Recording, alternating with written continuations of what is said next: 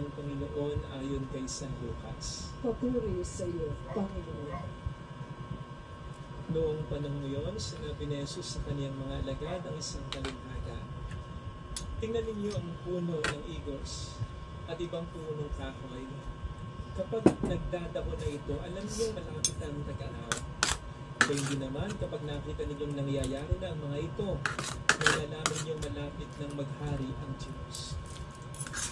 Tandaan ninyo, magaganap ang lahat ng ito bago mamatay ang lahat ng taong nabubuhay sa ngayon.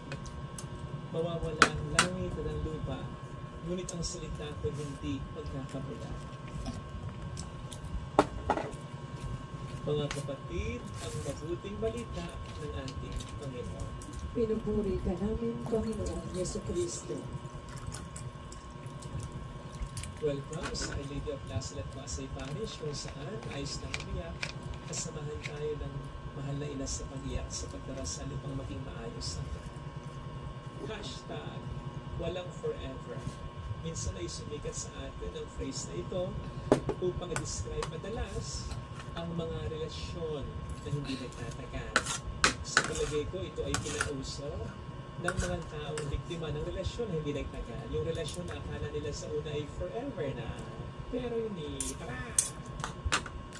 At palagay ko, ito rin naman ay mas pinasikat pa ng mga taong bitter lang talaga.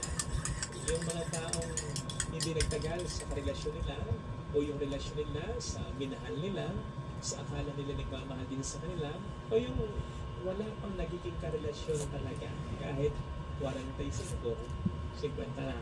Halimbawa,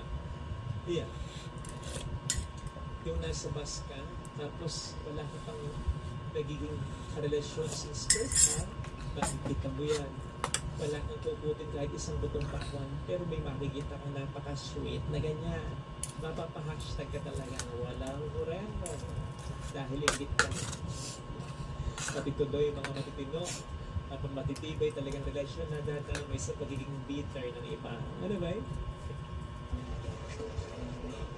Yes, ma'am, please.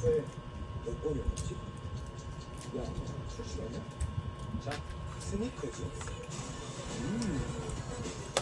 You're not here?